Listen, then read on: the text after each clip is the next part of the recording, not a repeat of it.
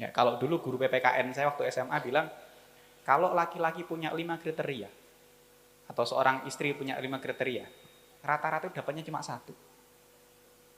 Dapat 2 itu bagus. Apalagi 3, malah syukur, wah apalagi 5. 1001 katanya.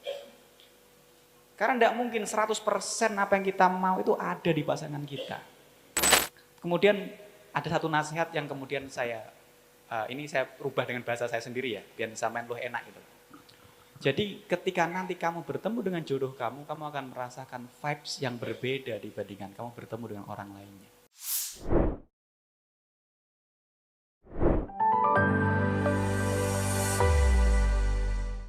Ketika bertemu orang tepat di waktu yang tepat, ya ini sering orang salah paham ya. Maksudnya adalah tadi, ketika kita benar-benar sudah siap di fase kita, oke nih, saya mau nikah, gitu loh. Itu ketika di waktu yang tepat. Sebenarnya laki-laki tertarik dengan perempuan itu fitrah. Perempuan tertarik dengan laki-laki juga fitrah. Yang tidak wajar laki-laki tertarik dengan laki-laki, perempuan tertarik dengan perempuan. Naudzubillah min dzalik.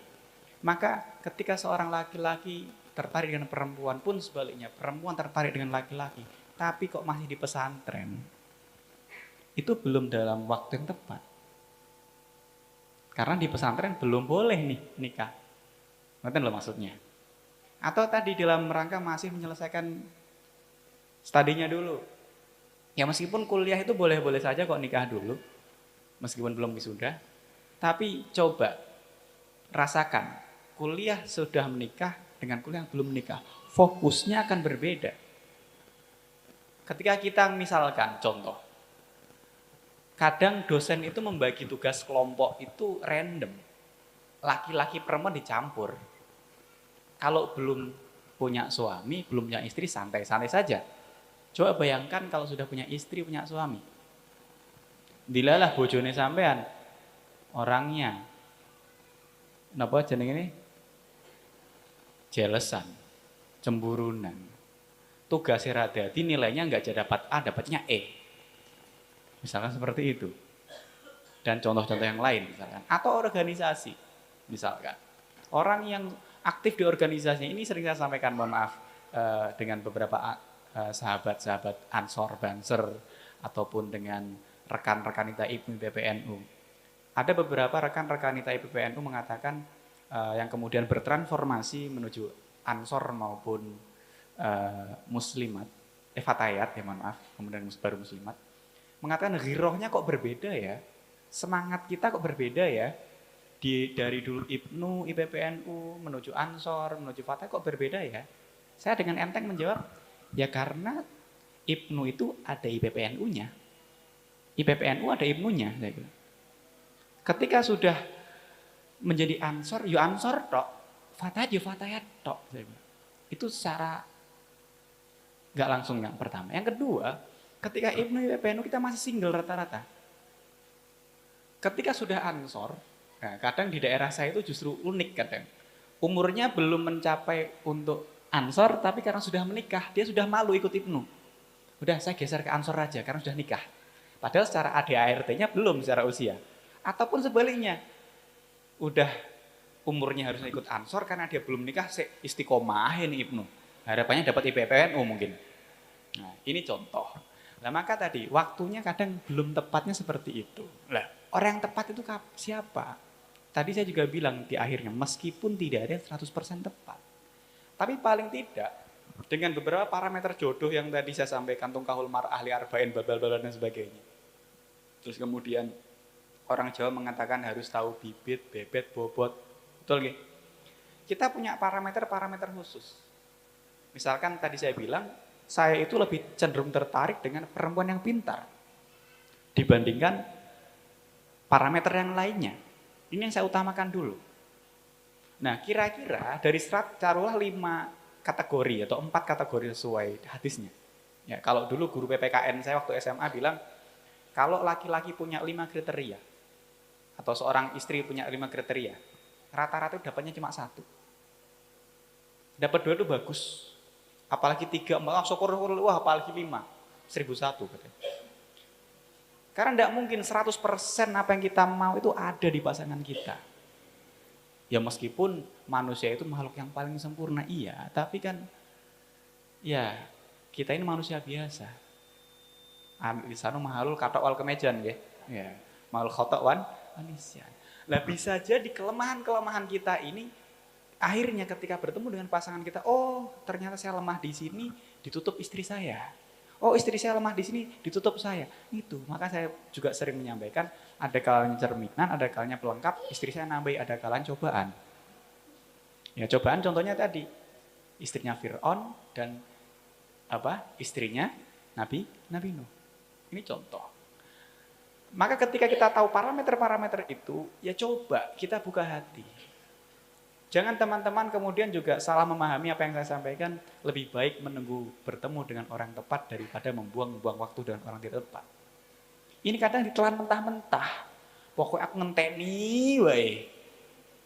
Rak gelem buka hati.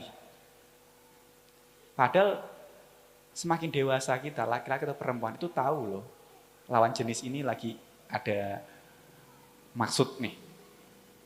Orang dekat itu kan ya, kita tahu lah, nalurinya tahu, ini benar-benar cuma pengen temenan, atau ini ada modus lain. Nah, tergantung kita itu peka atau tidak gitu loh. Mau buka hati atau tidak. Lah, ketika kita sudah mau buka hati, terus kemudian parameter-parameternya ada atau tidak.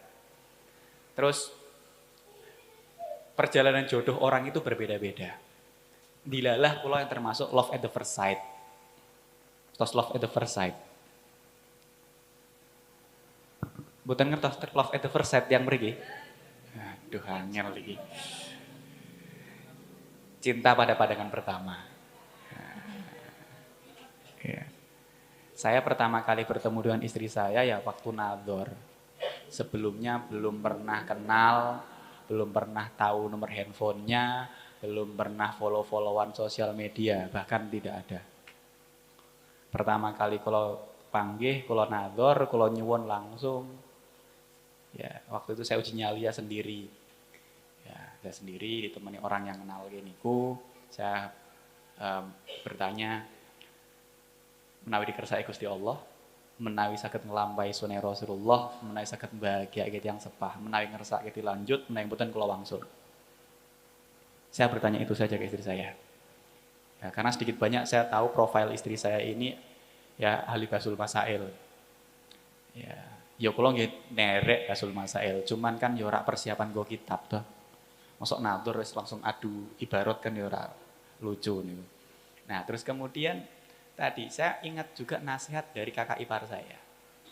Garwane mbake kula niku sing dari Tegalrejo Magelang niku, Gus Nasrul Arif itu dulu itu juga love at the first sight dengan mbak saya.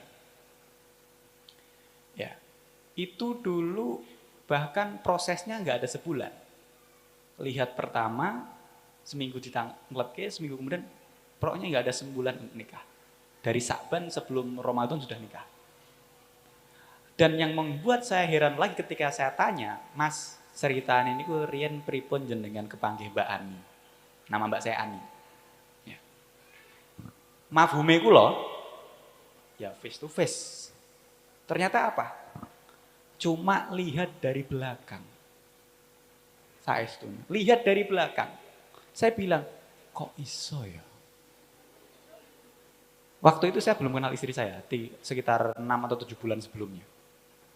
Kemudian ada satu nasihat yang kemudian ini saya rubah dengan bahasa saya sendiri ya, biar sampean luwih enak gitu. Jadi ketika nanti kamu bertemu dengan jodoh kamu akan merasakan vibes yang berbeda dibandingkan kamu bertemu dengan orang lainnya. Lan dilalah kula ngrasake iki Mbak. Ketika nador koyone bojoku iki. Ya, iki bojoku aku. Saya yakin itu saya. Saestu. Nah, itu mungkin monggo panjenengan bisa rasakan entah itu kapan, dan sekali lagi saya bilang proses menemukan jodoh orang itu berbeda-beda. Ada yang seperti saya dilalah. Ada juga yang pacaran tahun-tahunan, tiba-tiba dirabi koncone. Dirabi tonggone. Wonten. Ya. Karena beda-beda. Saya punya temen itu pacaran dari SD. Serius nih. SD, SMP, SMA, kuliah, sekarang nikah. Dua-duanya dokter.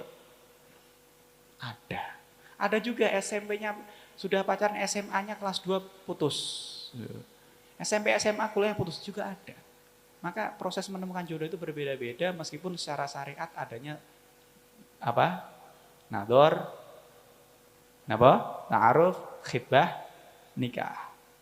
Ya meskipun saya mencontohkan tadi pacaran-pacaran itu proses penemuan jodoh teman-teman saya, tapi secara syariat kita semua sepakat bahwasanya pacaran hukumnya adalah sing jawab sampai neraku. Ya. Karena di agama tidak ada seperti itu. Maka tadi kapan waktunya dan ini kita nggak bisa request. Kita nggak bisa request siapa istri kita, siapa suami kita, siapa bapak kita, siapa ibu kita, siapa anak kita, di mana kita dilahirkan. Ini hak prerogatif Allah Subhanahu wa taala. Maka dalam rangka menunggu bertemu dengan orang tepat ini, di waktu yang tepat ini, kita perbaiki kualitas diri kita masing-masing. Itu mungkin ya, kalau yang benar-benar 100% tepat tidak ada, tapi kita punya parameter-parameter misalkan dari 4 kalau hadis yang bagus agamanya, cantik atau tampan wajahnya, kemudian bagus nasabnya, satu lagi hartanya. Ini Anda prioritasnya yang mana? Nah, kalau 100% ada, saya jamin tidak ada. Pasti ada minusnya lah. Tapi yang dari parameter-parameter yang harus ada nomor 1 apa? Seperti misalkan saya, yang harus ada pertama kali adalah pintar. Karena saya pengen cari perempuan yang pintar, yang mana nanti saya dan istri saya akan mencetak generasi-generasi yang lebih berkualitas. Harapannya seperti itu. Itu parameter saya ketika mencari jodoh dulu. Nah, monggo jenengan, wah aku sing penting ganteng misalkan. Monggo, wah aku sing penting sugih misalkan. Karena ada makalah seperti ini. Kalau kamu tidak, untuk laki-laki kadang ini ya, kalau kamu tidak terlahir sebagai laki-laki berwajah tampan, minimal kamu jadi laki-laki yang sudah mapan gitu kan. Atau ada lagi, wah saya cuma ngandalin ganteng tok. Ya teman-teman, ngaji biar mengerti ya, belajar biar pintar, karena cakep aja nggak cukup. Nah, itu. Ngoten, silahkan. Itu mungkin tambahan dari saya. Terus.